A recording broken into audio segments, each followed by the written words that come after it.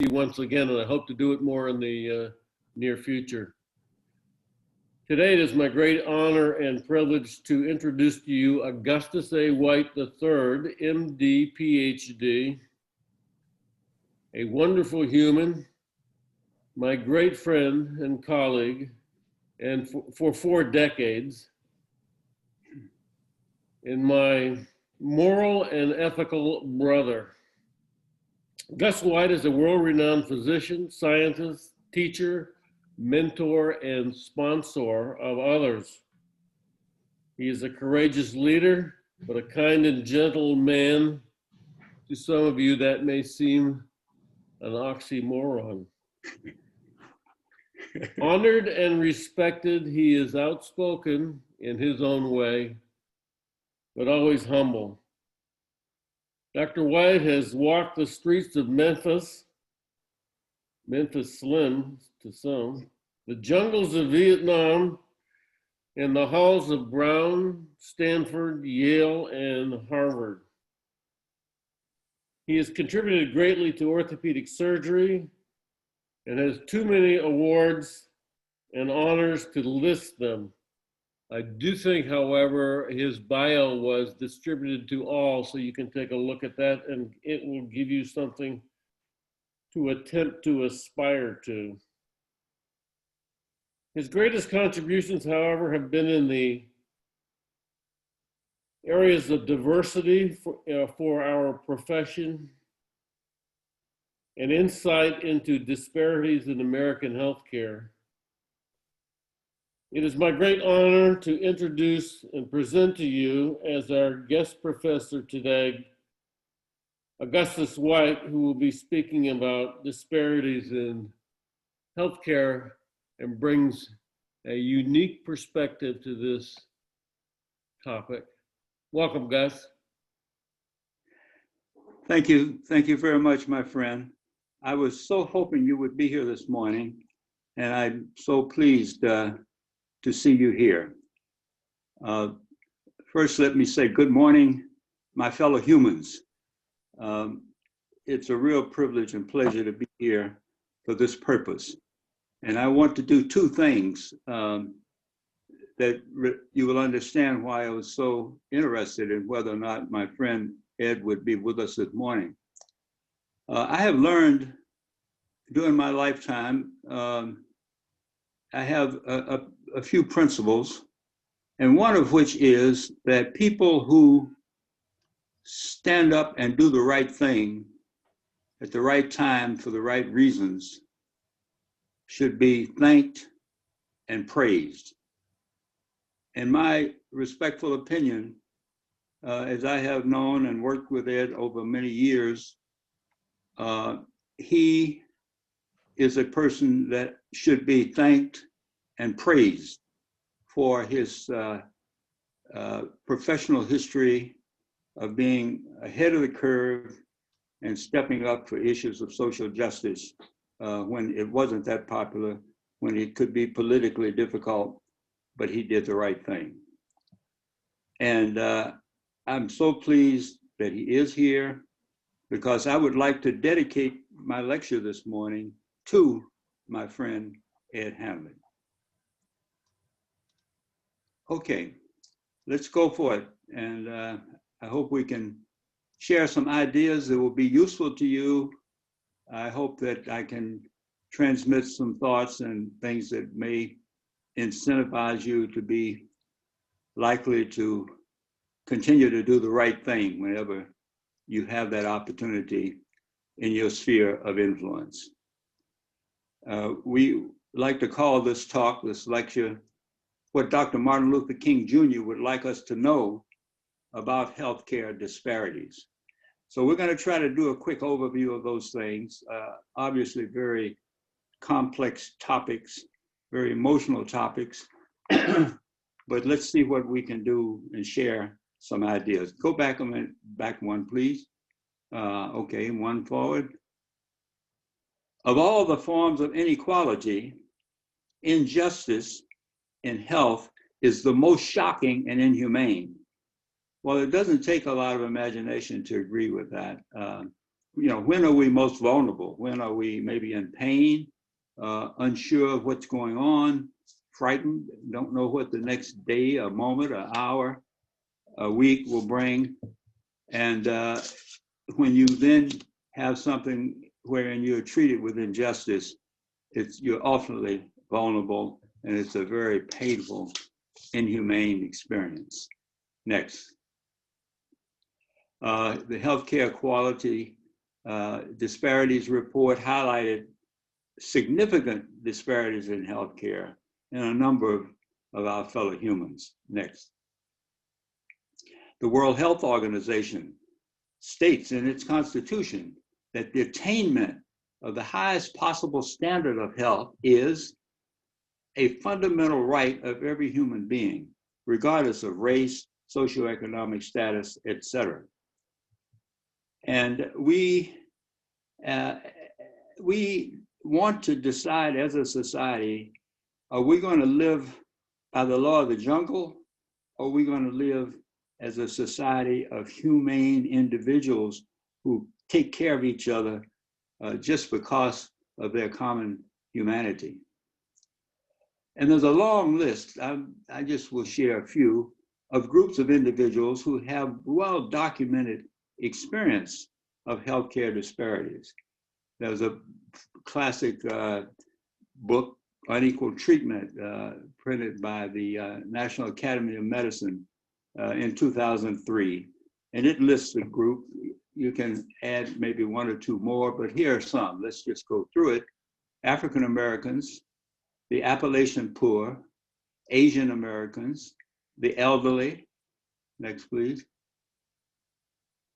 Lesbians, gays, transgenders, bisexual, questioning individuals, immigrants, Latinx, Native Americans, next, overweight people, people living with disabilities, some religious groups, women.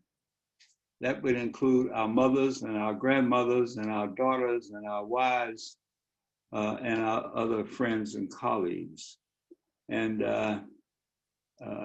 half of the population of the country, more than half actually, are women. And sadly, they're on this list of individuals who are treated inhumanely, treated all too frequently according to the laws of the jungle, as opposed to our fellow humans. Prisoners on that list as well. Next, please. This is one of my favorite slides. It's a Rembrandt, and I use this for an apocryphal story that I like to share from time to time. It goes like this. This is Moses coming up the mountainside as depicted by Rembrandt. And he's carrying the commandments, as you see over his head, and he slipped, he fell, and the plaque, one of them hit a rock and a part of it broke off and slid down the hill, never to be found again. And this morning you have the privilege of learning what was on that piece of slab, which was on what was on that commandment.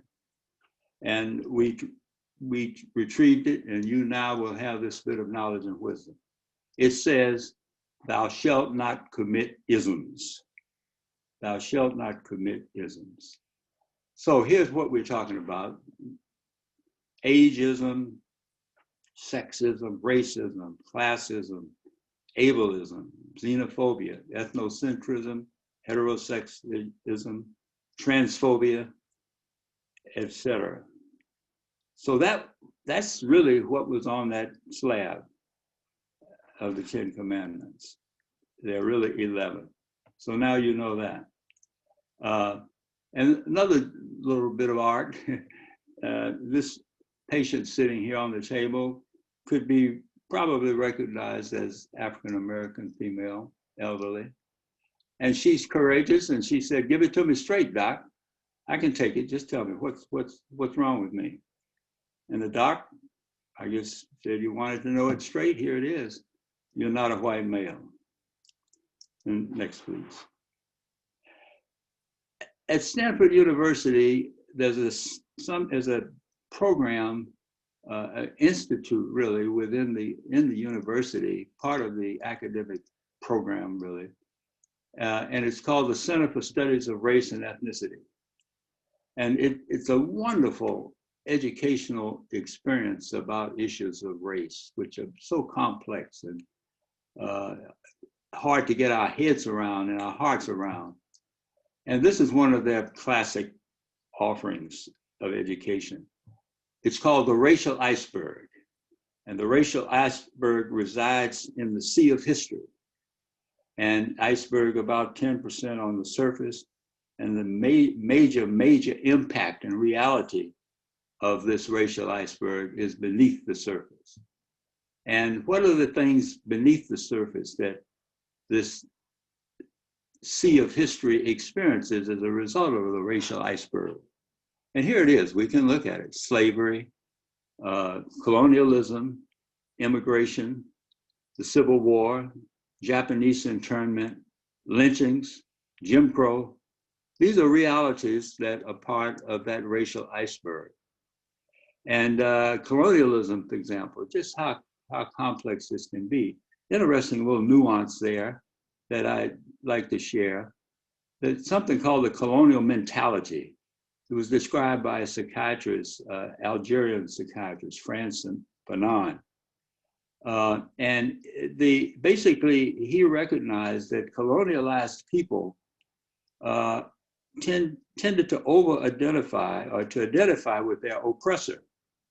And in that process, they gained a lack of respect for themselves because their oppressor doesn't respect them. Their oppressor looks down upon them. And as they identify with their oppressor, they can't respect themselves as they should, and therefore sometimes all too frequently don't treat themselves as well as they should. But that's just another racial nuance in this extremely complex reality of life and our world and history. And it's called, as the people at Stanford so adeptly have represented it, the racial iceberg with tremendous impact on history. Next, please. Next slide, please. Okay. And they do this, and I so appreciate and admire this definition. Two of their leading professors, Marcus and Moya, wrote a book in 2010, and it's called Doing Race. That's the name of the book. But therein they describe race, and here's the way they describe it.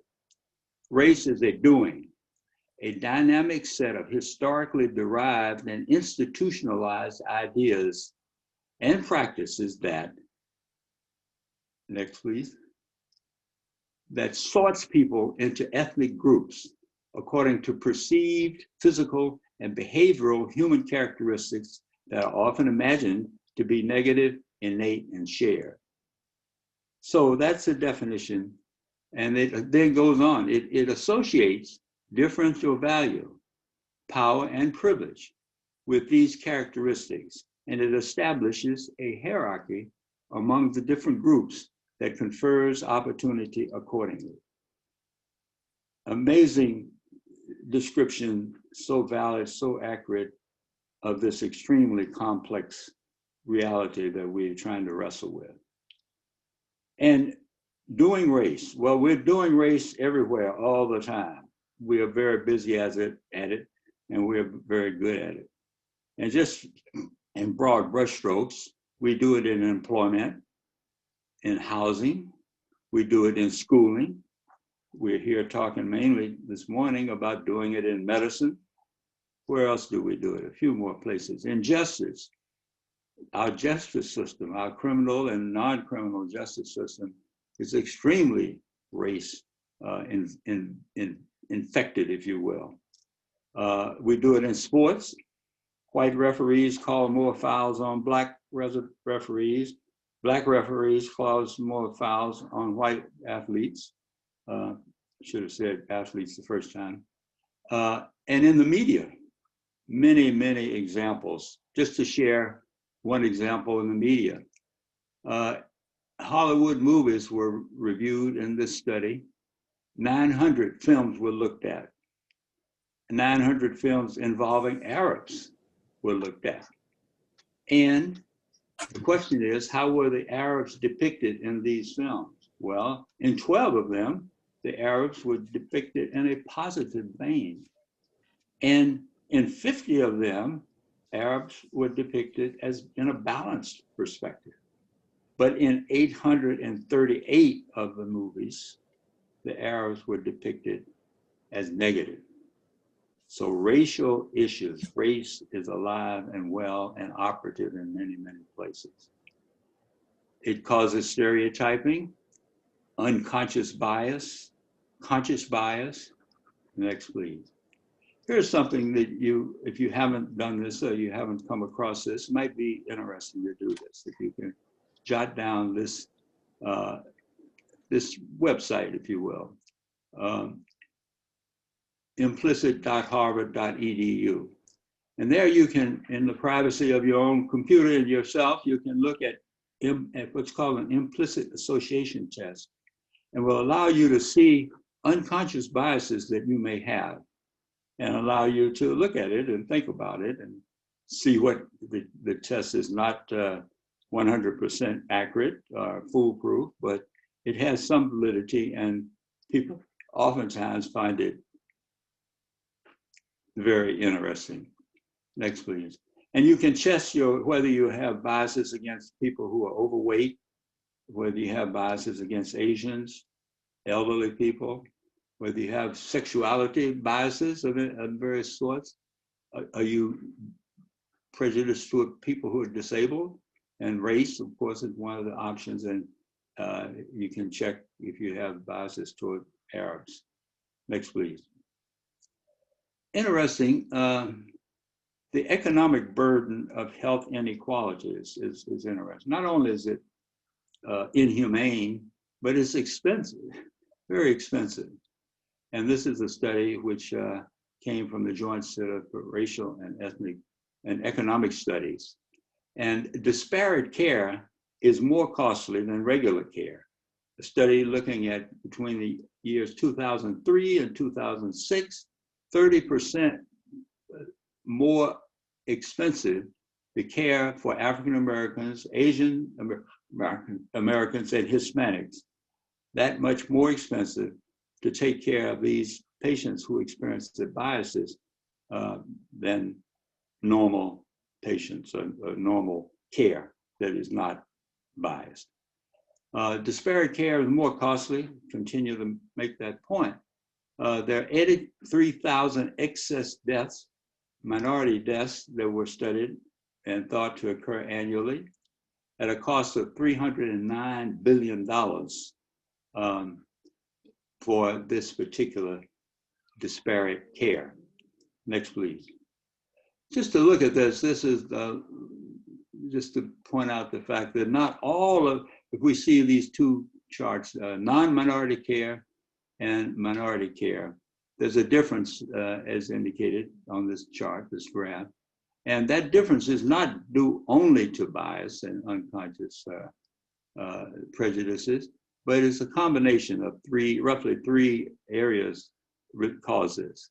Clinical appropriateness and need and patient preferences contribute to some of these differences. And the operation of healthcare systems, it's built so thoroughly into actual healthcare systems, and that dictates some of the disparity. And the other, roughly a third of all of it is thought to be due to discrimination regarding biases and stereotypes, as we've been discussing. Next, please. Okay, well, here's a paper that I had a chance to do with a friend and colleague of mine, Darrell Dykes. Some of you know Dr. Dykes, a distinguished orthopedic surgeon. Anyway, we just took this paper and we looked at it and we said, okay, how many things are there? What's out there as solutions to this terrible, inhumane problem? And so let's just look at some of the examples. And there were 100 solutions in the paper. We're not going to bore you with all 100 of them, but let's just mention a few things that were suggested as things that would be a counter balance to disparate care. Okay, have people know more about health, have them be smarter, health literacy, improve health literacy. Educate the caregivers, yes, indeed. That's what we're trying to do. We're trying to educate ourselves. And right now, today, as we speak, we're trying to educate the caregivers. Increase the diversity of the caregivers. Clearly, this would be helpful. Educate the patients, and clearly we can do that to be helpful. And affirmative action, we're hearing not so much about affirmative action as we used to the term, but it's a reality and it's something that's worth looking at. And here, an interesting study at UC Davis, they admitted a group of patients on an affirmative action basis, and they admitted and followed some patients admitted just on a routine basis. And here they compared the two groups, and those patients admitted on a routine basis graduated at a 97% basis, and those admitted on a affirmative action basis graduated at 94%. Not a terrible, terrible difference, I think, but a difference. Also, though, they studied these groups, two groups of medical students, and those who were admitted on the affirmative action basis were as much represented in specialization as those admitted on a routine basis. Also, in residency performance, which medical schools consider one of the most important indications of the quality of their education, residency performance of these students were equal. That is, the affirmative action students were the same as the routinely admitted students. Likewise, the honors received were equal. So it is possible to increase the number of physicians we're educating without compromising quality. Expand mandates like New Jersey. Interesting, I don't know if this has continued, but for a number of years, in order to get your license renewed in the state of, in New Jersey, you had to show evidence of culturally competent care education, which was a wonderful idea, I think, but I don't think that has persisted. Next. More solutions. Verizon Corporation works to eliminate healthcare disparities in its workforce by examining its insurance programs and making sure that the insurance people that the insurance they're offering for their workers does pay attention to providing equitable care. And the ACGME has cultural competency requirements for residents, and that's another one of the 100 solutions in this paper. Next, please. Next slide, please. And as we continue of the 100 solutions, there's another, the CLAS is a set of standards offered by the US Department of Health and Human Services. And CLAS stands for Standards for Culturally and Linguistically Appropriate Services in Healthcare. And it's like a cookbook. If you follow this, you will provide equitable care. So it's a wonderful reference, a wonderful solution. Next, please. So we do need, though, 45,000 more primary care doctors and 46,000 more specialists. And we must harvest them, and we must get more underrepresented minority physicians in this group that we educate. Next, please. More solutions. Implicit bias, they can be changed, and if one wants to work at it, one can look at it. Some things one can do. Don't reinforce negative stereotypes that are provided so frequently. Learn about people who contradict the negative stereotypes so that you can see that these biases are not justified and do not make sense. Next, please. Principle of social justice. This is to me, was a very interesting paper. It's called Medical Professionalism in the New Millennium, and it's called a Physician Charter, and it's published in the Annals of Internal Medicine. And they got together a number of physician leaders of medical societies around the world and they revisited the principles of medical professionalism. And one of the major messages of this report is that the principle of social justice is cited as one of the three fundamental principles to which all medical professionals can and should aspire. And this was an international recommendation based on that particular group of studies.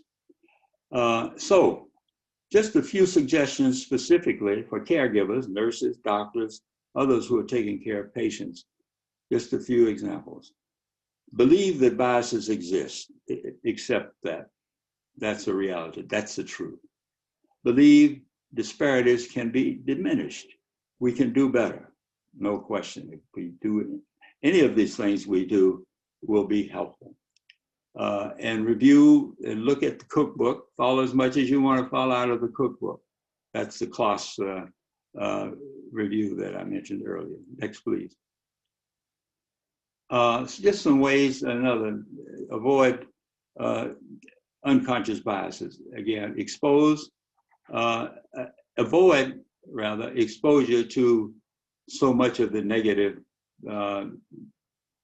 depiction of these underrepresented minority individuals that are in the media and in the entertainment world. Don't digest that. Also, try to interact with people who counter some of the biases you may have, give you a chance to see reality and help you to understand that you're not being accurate, you're not being fair, and you're expressing biases. Next, please. Get to know an overweight person as a fellow human rather than just an overweight person. Just look at it in that context. And supposing you're busy, you're taking care of patients, you're running, working hard, and all of a sudden one of your patients accuses you of being biased, of being providing disparate care. What do you do? What can you do? What should you do? I think this is quite reasonable, and I think this works quite well. Apologize sincerely. I'm sorry, Ms. Jones. I didn't realize I was doing that. And don't make an excuse. State, Ms. Jones, I want to give you good care. So let's see if we can go forward and work well together. I believe that clears the situation and increases the probability that you can successfully move forward. Next, please. Okay, and think about what a colleague of mine taught me. Apply the double F criteria. Just try to treat the patient as you would a family or a friend. Just think of that. Just imagine that with the patient. And give a teach back. Teach backs are very helpful for communications in any situation, particularly in medicine. But what you do is you say, okay, Mr. Smith, we're finishing up here, but can you just tell me briefly, in your own words, what you think we've accomplished or what we've done today, and what you understand about what we're going to do going forward. And just listen to him. And it can be brief. And if it makes sense, you say, well, that's right, Mr. Jones. I think that's the way we can do it. Or you can say, but Mr. Jones, I wanted you to understand, I don't think you quite understood, da, da, da, da, da. And you explain it. And you say, now, how do we see this going? Now, this takes time, but it can be a goal, it can be an ideal. And there'll be times when you can do it and you will do it and it will make a difference. And another thing that I think is enormously helpful is called humanizing your patient. That is, somehow let the patient know that you recognize him or her as another human being. And it can be very simple. You can talk about the weather. We all experience the weather. We have some human action or reaction to the weather. So you can talk about the weather, and you don't have to talk very long, but just reach out in some way to humanize our patients. It makes a tremendous difference. Next, please. Next slide. Okay. And patients can humanize their doctor too. That works. That could be helpful. And actually, as you get to know a physician, work with him, you can help to even expose your culture somewhat to the physician, and that physician can be enriched by and better able to take care and look after you as a fellow human if you can humanize the physician. Okay. All right, so I think we talked a little bit. Suppose a doctor says, you know, Mr. Smith, Dr. Smith, I don't think I'm getting quite, you know, the attention and the care I need.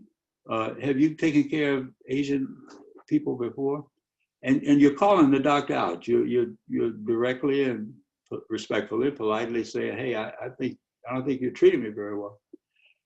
I think one can do that. I think one should do that if one feels that way.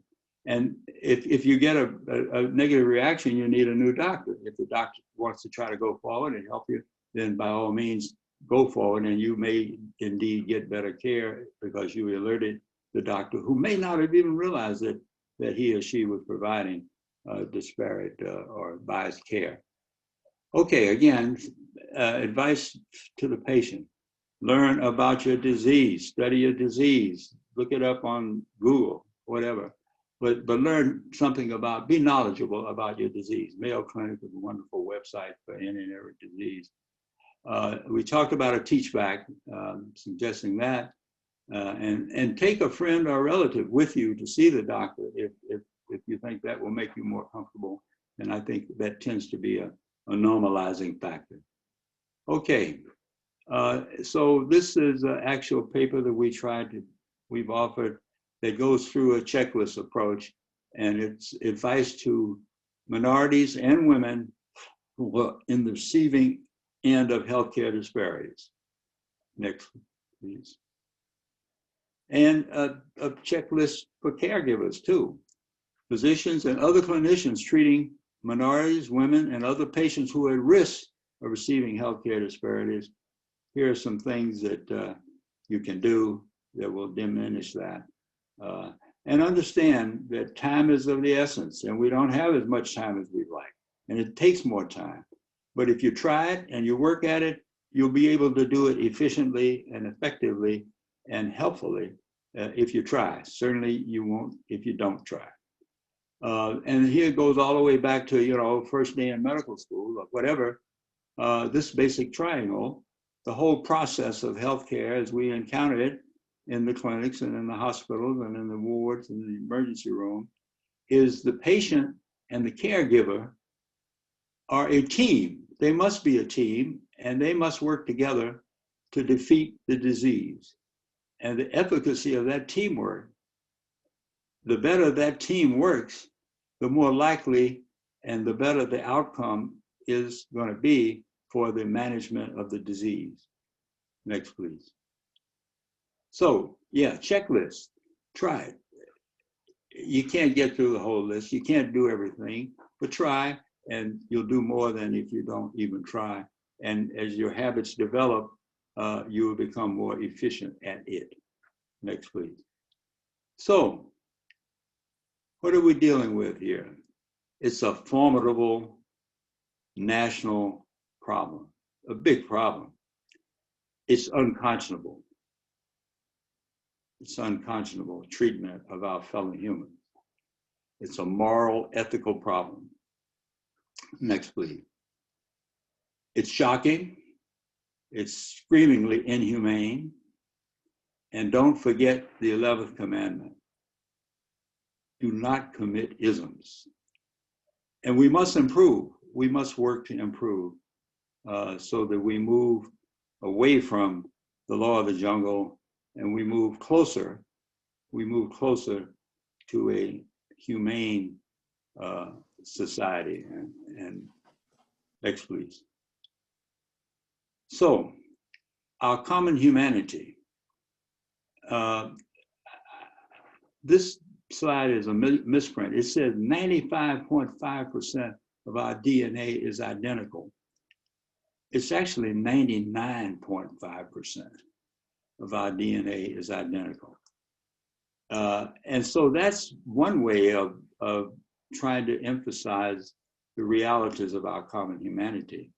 The other is just to look around you and look at how life is. And we do enjoy and engage tremendously in our common humanity. But we must solidify that and synergize with that so that we can apply it to offering better health care. Next, please.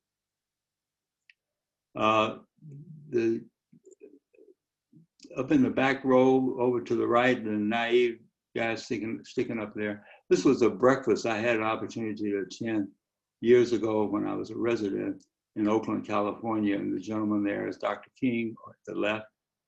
And I don't remember much of what he said at the breakfast, but I remember his presence just being profoundly inspired and impressed and moved by his presence. Next, please.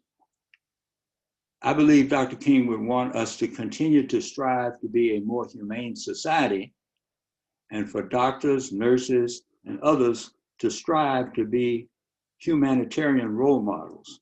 After all, if we can't be humanitarian role models, who can? You know, we study the human being from chemical formula through psychiatric disease, and through medication, through surgery, through diagnostic procedures, through all kinds of educational nuances and updates. And we ought to be able to be humanitarian role models. And I think we're equipped to it. And all we need to do is apply it. Next, please. So think of your sphere of influence. Sphere of influence. Within that sphere of influence, you have a challenge and you can make a difference. And that's what, as I mentioned in the beginning of this talk, in my opinion, Dr. Ed Hanley was doing, which inspired me when I met him, observed his activities. Within his sphere of influence, he was doing the right thing.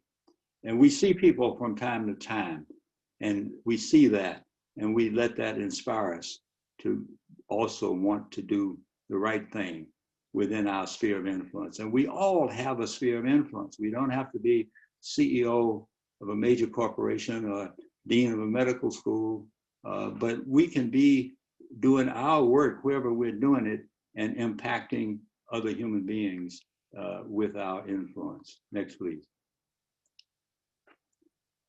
So I'm just going to mention a few things. I call them parting shots, way to try to emphasize a few points, mostly repetitious, but bear with me. Let me just mention some of these things. Recognize the impact of racism and other isms. Remember the plaque that broke off and slid down the mountainside as actually vital signs. I thought this was suggested a paper I read. You know, vital, being African-American in this society is a vital sign, or being a woman in this society is a vital sign to be cautious and make sure we provide equitable care. Treat all people with respect. That's one thing that my mom taught me, and I believe it's worth trying to share it with others. She said you should treat people 360 degrees around you, all people, people above you, people that may be below you, and also respect for yourself. And I think this was very useful, and it makes good sense in terms of as we work our spheres of influence. Next, please. Be empathetic. This actually has evidence basis in the literature, and of course many wise writers and thinkers have emphasized this, but be empathetic. Patient outcomes are better, patient evaluations of you are better, and it is also reinforces to you, it makes you feel better. Part of your human nature is when you're empathetic to others, they're empathetic to you, and you're happier, and you have less probability of burnout if you're empathetic. And that was actually supported in the literature. So back repeating, humanize your patient. Learn about resilience by all means. There's lots written about that. And you can also enhance and strengthen and improve your resiliency by working at it. And as I said, we can be and we should be humanitarian role models. Next, please. Racism is shitty. Racism, you can't erase, but you can compartmentalize it so that your resiliency to it will be enhanced and you can tolerate it better. But we want to change it. We want to eliminate it. But you can't wave a magic wand, certainly. You can't get rid of it. We have to work hard at it. Work within your sphere of influence. And I guess Robert Kennedy talks about doing the right thing within our individual sphere of influence at the right time for the right reason creates a ripple. And those ripples congeal and coalesce, and they really can create a huge tsunami for goodwill and for humanitarianism. They add up, they have an impact. It is very real. So work your sphere of influence to do the right thing. I think that will make a difference. And I think you can believe that that is true. Next, please. Work on your resilience. You can make a difference. You can improve your strength. Be sensitive. Just think this for a moment with me, please. Be sensitive to and cognizant of the terrible way our fellow humans are treated, based simply on the color of their skin and the texture of their hair. That results in inhumane treatment, such as lynchings by law enforcement officers. Next, please. Be well. These thoughts and ideas are respectfully submitted, wishing you the very, very best. Thank you for your attention. And I say farewell to my fellow humans. Dr. White, thank you for that fantastic talk.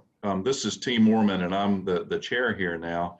As you know, no one replaces Ed Hanley, but I've succeeded him. So it's exciting to have you with us today. Thank you. And wonderful message, and I appreciate that. And I think one of the things that might be helpful for folks is just to think of a time in your life when you were in a scenario where you were an underrepresented person. For me, it was being a student athlete at an elite university and the stereotypes and so forth that you carried. So that's helped me with that a bit.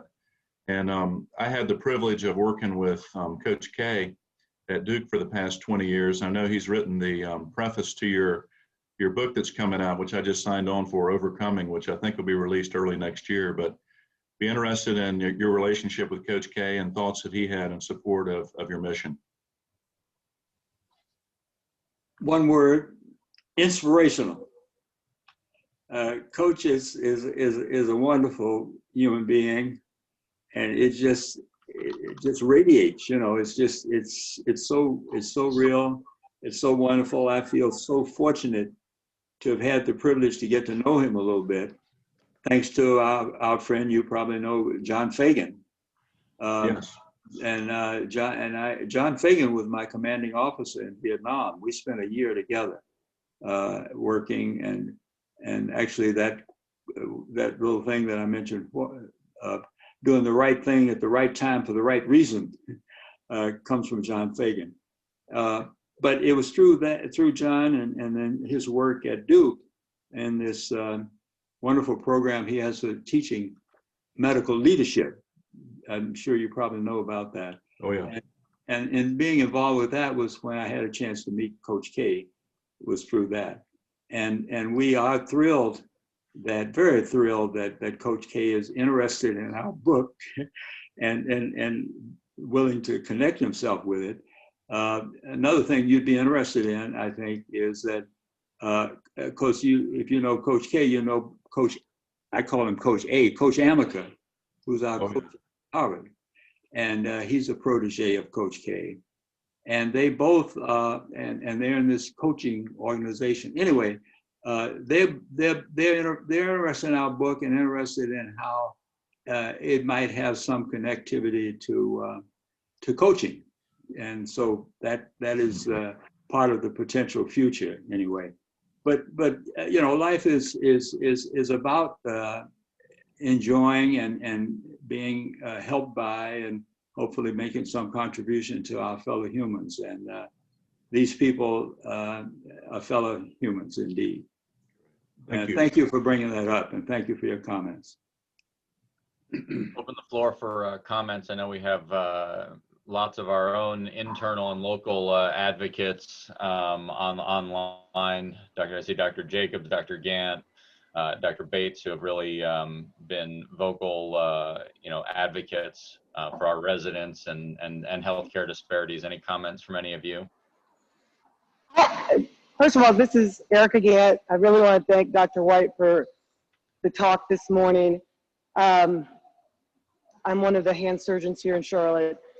Wanted to ask you, given all the information that you know and kind of have synthesized, whether you support Medicare for all as a way to combat some of these disparities. Yes, I think that's the economics of healthcare, as we all know, are extremely complicated and very, very challenging. But I do think that is a way to reach out and move forward. I do think that the current de facto system, as I've said, I went so far as to call it inhumane, but the economics very much get in the way.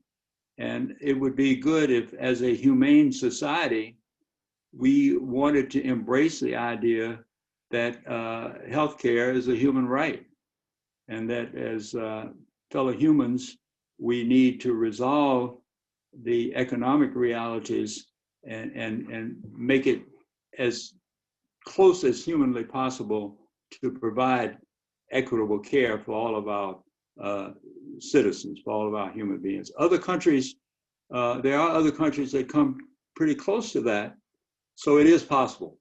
So yes, that's one way to do it, and I think that would be, unfortunately, not to get into all the politics, but unfortunately, the Obama care was moving in that direction, and it remains to be seen what comes as the next step.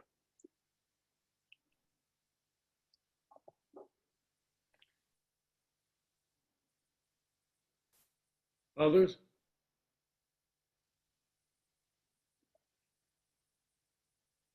Dr. White, I'll make a comment while other people are considering any comments they have. But your comment about New Jersey having the mandatory education, I put a link in the Zoom chat in case anyone is interested. But Michigan just did the same thing. So Michigan, the governor of Michigan created a task force around coronavirus, looking at the significant racial disparities and how different races were affected by coronavirus in their state, which I know that we experienced here in North Carolina as well, primarily or most significantly in the Hispanic community here in Charlotte.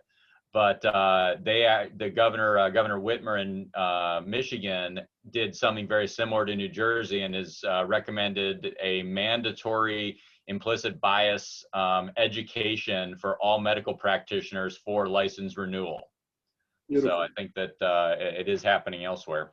Well, that's good to know. That's good. Well, I hope it will become more viral and be done in more states and more localities, because it has to help. I mean, it may not be that education is a total system and that's all we need, but clearly, if with nothing being done or nothing being taught or nothing being attempted to change it, it isn't going to evolve in a different direction on its own, that's for sure. So we, in orthopedic education, a bunch of us, including George Dyer, is very involved with it, have created a cooperative orthopedic educational research group. And two of the studies that we are working towards right now, including one that just got funded by the Gladden Society, Dr. Kelsey Coe, who I see her face down there, she's one of the leaders of that, and Gabby O'Day, who's one of our graduates, who's down at Greenville now. We got a grant from Gladden Society to actually use the implicit bias test within our specialty, for residents as well as attendings, to actively investigate how do we do, and then compare it also to other specialties. So that's one study. And then also going with some of the other solutions you had, it was really exciting for me to see those solutions in print. Dr. Reed, who's also one of our residents, has submitted a study to that group to look at health literacy, exactly what you were talking about. And she gave a great grand rounds on health literacy and how that affects disparities in care. So it was very reaffirming to see some of those solutions that you mentioned, and knowing that we have people among us who are actively working towards investigating that further. That says, Can you hear me, Josh? yeah, hello. Yeah. I was just going to say, your last comment says a lot. I mean, not that you need to be told this, but I'll do it because I'm thinking it. It shows the leadership, the historical leadership of your unit and your program. It has to have a foundation to get to the point that it is now. And I guess it's just a way of my, giving a nod to my friend Ed Hanley again. That those foundations make a huge difference. It isn't just the contemporary contribution, but it's laying a background and a historical foundation that inspires and directs and encourages improvement in this much needed area. And it's so nice to see. I'd like to just make a comment and see what your response is or opinion is on this. I think like leadership, people go to one course or a series of courses and they think, now I've figured this out, it's over. In fact, it's not over. You have to earn the leadership stripes every single day and every minute of every day to get people to do what they need to do. If you're an effective leader, you can't just declare yourself a leader, and you can't rest on your laurels, or you'll lose your following. I think the same is true for this, disparities in healthcare. Reading a book, taking a course, well, that's all well and good, and it does give one insight and methods to learn more.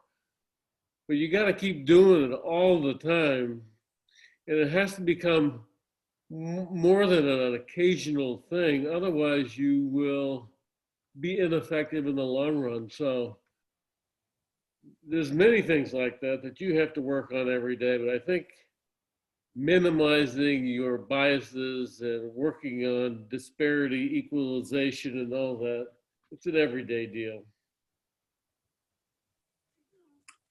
Well, I agree with you clearly. And I guess one phrase that I was learning from you as you were saying that comes to mind.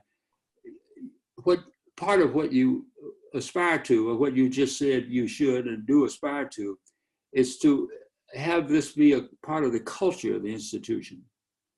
And when as you can get close to that, I think you're really moving in the right direction, where it has its own momentum. And again, it's just the desire to do the right thing for the right reason, and because that's the motivation, that's the reward. It isn't that somebody's hammering on you, going to give you a course to take a test or whatever. It's that you believe that these human beings that we're taking care of need to have systems and education and resources and information to get the best possible outcome. And as you say, you have to do it every day. You can't, it doesn't have momentum on its own with no additional fuel. But I think you and your institution are duly proud to be contributing as active as you can be, as you sort of, I call it flailing away at it. You know, you just keep swinging at it, and you make progress, no question. Dr. White, I think Dr. Bates has a question. He's a graduate from too long ago now, and he's now back practicing joint replacement and adult recon in our community. Sure. Well, just more of a comment. First of all, I just wanted to thank you for your talk this morning. I think it was very timely. I'm proud of the work that we continue to do in our area. I'm part of a work group in Ortho, Carolina, where we have started to, or I should say, continue to try to make some real changes that impact many of the things that you spoke about today, including diversity in our own workforce, our caregivers. As we know, that makes a difference in patient care. And I think two of the things that really hit home were those bullet points where you said to, number one, recognize that biases exist, and number two, believe that we can do something to improve these biases. And I think those are just two bullet points. However, they're two really big steps. So I'm certainly trying to do my part to do those two things. And I think those were just really two powerful takeaways from your talk. So again, just want to tell you thank you. I think it's a very timely topic. Well, thank you for those comments. And I guess one other thing that I popped in my mind as you were talking, and I'd like to sort of throw out from time to time, and that is, well, let's just take you. You're a young man. You're in an institution where you have an opportunity to be a leader, and because of the rarity of that reality that I just described, that is you being in an outstanding institution, and because of your ability and because of the need, you are a national treasure. And I like to say that, I say that sincerely, and I think I'm right about it. I occasionally get a chance to say that to medical students, to people in different stages of their career. But you being where you are, doing what you're doing, makes you a national treasure because of your talent and the interaction of your talent and the need and your position in a powerful, influential, resource-rich institution. And that all combines to, means a great deal of hope and cause for tremendous optimism. And again, respecting the inertia and respecting the realistic pushback and negativity and inhumane attitudes that you have a chance to push against. But I think you and people like you and your colleagues, all of us here working on this, it's a national treasure. You know, it's a human treasure, but as you saw the numbers, you saw the dollars flicking up there on those slides as well.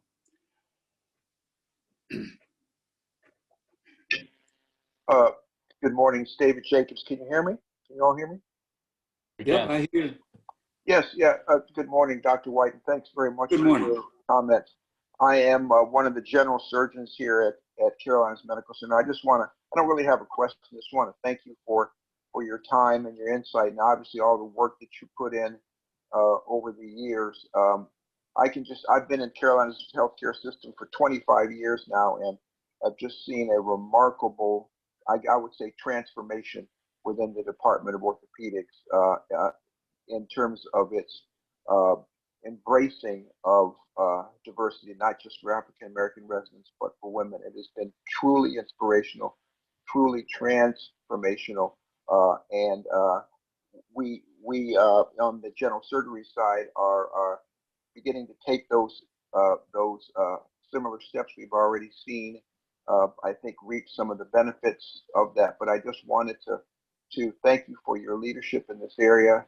I do believe that that these efforts tend to snowball, and so when we think about recruiting, whether it's faculty, whether we think about recruiting residents, creating an environment where people come and they see people that look like them and see people that have similar interests, really becomes an infectious, a good infectious environment. And so certainly seeing all the work that you've done just sort of stimulates me to continue to work in this area to see if we can't get even better. So thanks very, very much for all of the work that you've done and your inspirational talk this morning. Thank you very much for your comments. I appreciate it very much.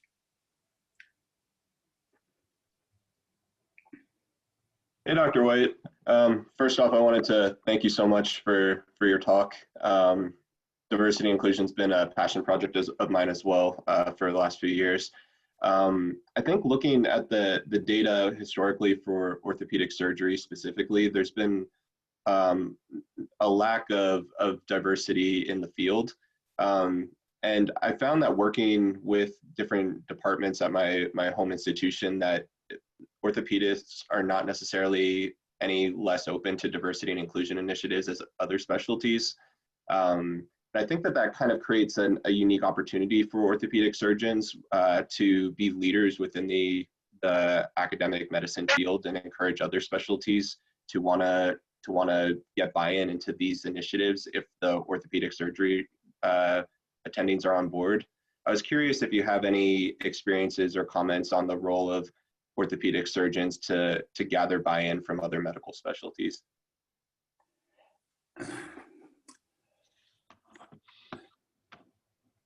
I can't say that I know any good examples of what you're talking about.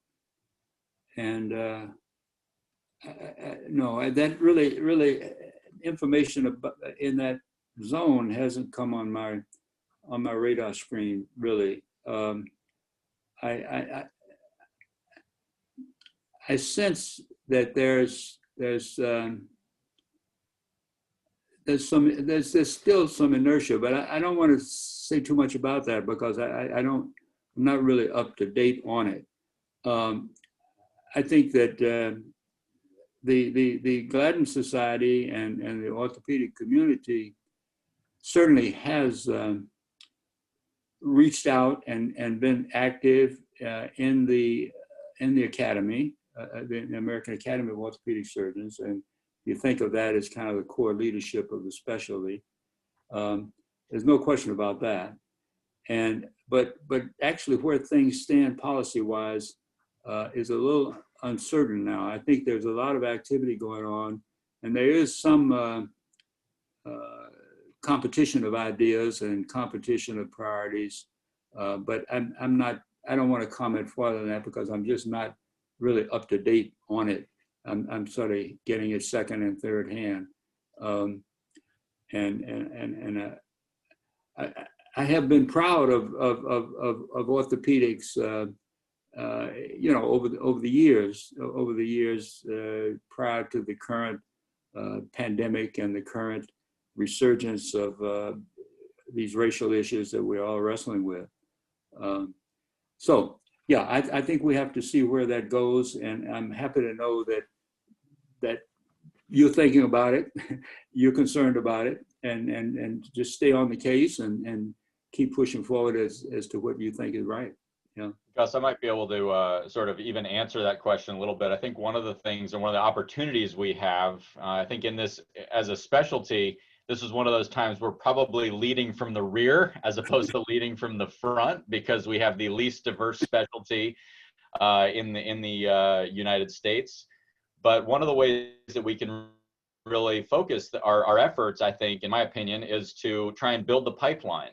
I think that one of the biggest efforts that we've been doing within CORD, the Council of Orthopedic Residency Directors, and again, George and Mel Harrington have been huge supporters. Scott Porter has been active there, is trying to figure out a better way to not just attract, but recruit and promote underrepresented minorities. So, just a teaser, CORD is actually hosting a town hall that Kim Templeton and I are hosting on September 30th, which is called Fostering a Jedi Residency Program, Just, Equitable, Diverse, and Inclusive, Practical Tools and Tips to Support Underrepresented Minority Residents. So really trying to figure out from the recruitment stage to once you have a group of people that you want to make sure that you're supporting, what do we need to do differently to support that? And Randy McKnight, who's one of our residents, is also going to be on that panel. He's going to be one of the speakers talking about how to sort of onboard and help make connections and build that transition to residency. So I think that's maybe part of my answer to that question is that we need to start from building that pipeline. Great. It makes good sense. Yes. Good. Josh, is Gabby on there? Gabby is on. Yes, she is going to be part of that as well. We have a great group of folks helping out with that. Matt Hogan's helping out with that from Pitt, and AJ Johnson from UT Austin, Mel Harrington, Linda Suleiman.